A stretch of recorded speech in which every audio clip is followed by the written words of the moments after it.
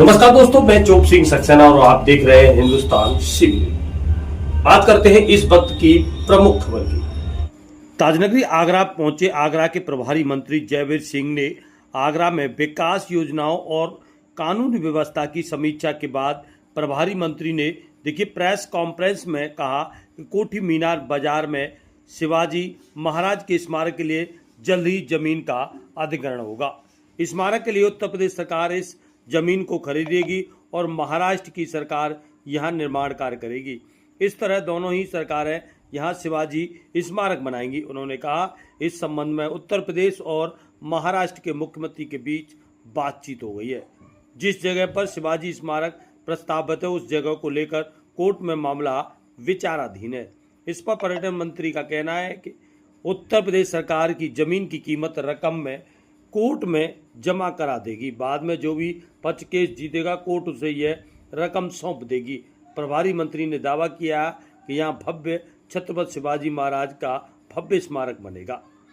प्रभारी मंत्री ने बताया कि ताजमहल पूर्वी गेट की तरफ निर्माणाधीन शिवाजी म्यूजियम का काम भी 31 मई से शुरू हो जाएगा। इसके लिए सरकार ने बजट जारी कर दिया है। इस म्यूजियम का काम पिछले कई साल से रुका हुआ है। बजट के अभाव में काम शुरू नहीं हो रहा था। पर्यटन मंत्री का दावा है कि इस म्यूजियम का काम भी दिसंबर तक पूरा कर लिया जाएगा। क्योंकि इसकी बाकी का काम प्रीकास्ट मटेरियल से होना है, इसलिए ज़्यादा समय नहीं लगेगा। तो जानिए क्या कुछ बोले हैं मंत्री। प्रभारी मंत्री ने देखिए किस प्रकार अपनी बात रखी है। सर आज प्रेस कॉन्फ्रेंस बुलाई है, क्या देखिए आज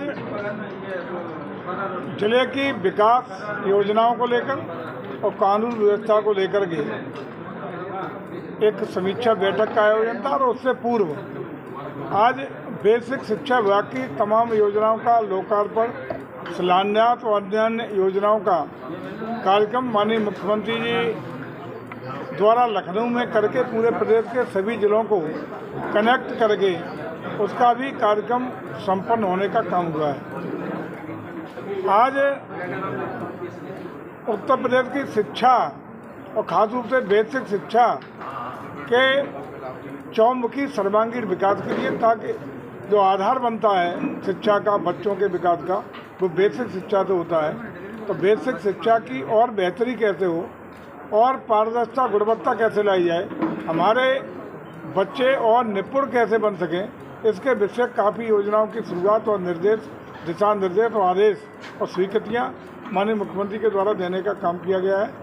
उसमें आगरा भी जुड़ा था, पूरा प्रदेश के सभी जुड़े थे और प्राय सभी जनपदों के प्रभारी मंत्री संबंधित जिलों में जाकर के सीधे कनेक्ट थे।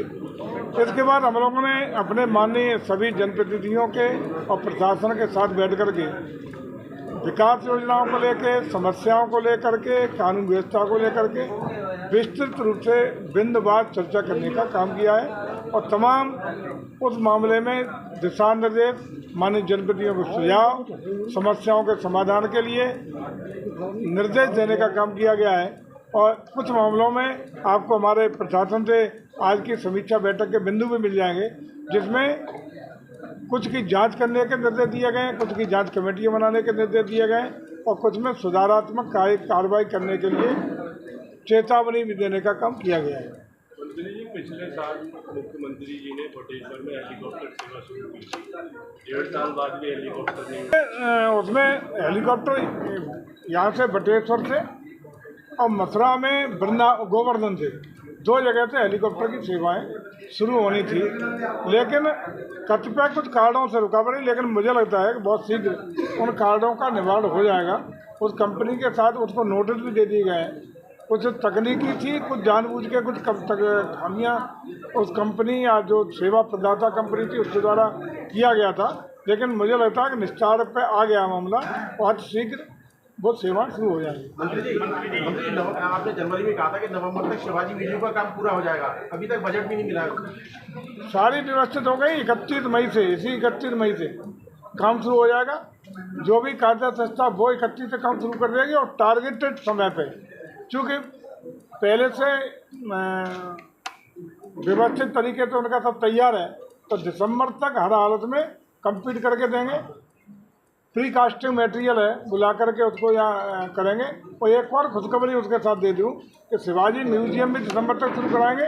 उसके साथ जो मीना बाजार में या शिवाजी महाराज को कैद किया गया था, उस ज़मीन को भी हम लोग खरीद के उस पर भी उनकी शिवाजी महाराज की स्मृति में बड़ा एक म्यूजियम, स्मारक और अन्य चीज़ें विकसित करने का काम कर रहा है। मतलब इसमें बड़ा असमंजस चल रहा है। महाराष्ट्र सरकार कह रही है कि हम वहाँ बनाएंगे और यूपी सरकार अपना कह रही है। कोई असमंजस नहीं है, दोनों सरकारों के बीच में बात हो गई है।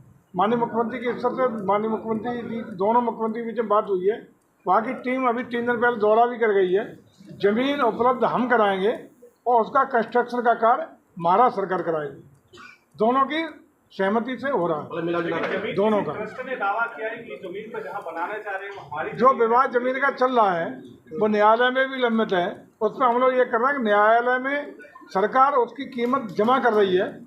जो भी न्यायालय के पक्ष में आएगा वो अपना ले लेगा, चाहे ट्रस्ट आए या जो भी संबंधित लोग हों, जिसके हक में आएगा वो ले लेगा। कोर्ट के निर्देश पर पैसा कोर्ट के आदेश पर बैंक में कोर्ट की कस्टडी में जमा करना है। दीपक तिवारी अमर उजाला अभी भी सुप्रीम कोर्ट की रोक के बाद 7 होटलों को लाइसेंस जारी कर दिए गए हैं। सर इस पर क्या कहना चाहेंगे? देखिए, होटलों 5 स्टार से लेके और 5 कमरों के होम स्टे तक उत्तर प्रदेश में कैसे होटल स्थापित हों, इसका मैक्सिमम प्रयास हमारा विभाग कर रहा है। होटलों को प्रमोट करने के लिए, उनको बढ़ाने के लिए, सुख सुविधा देने के लिए, पर्यटकों को आकर्षित करने के लिए हमारी सरकार प्रतिबद्ध है। और उनको हम लोगों ने पर्यटन नीति घोषित करके 25% सब्सिडी होटल वालों को दे रहे हैं। और इसी के साथ बने रहिए आप हिंदुस्तान CB न्यूज़ पर और देखते रहिए आंखों देखा हाथ।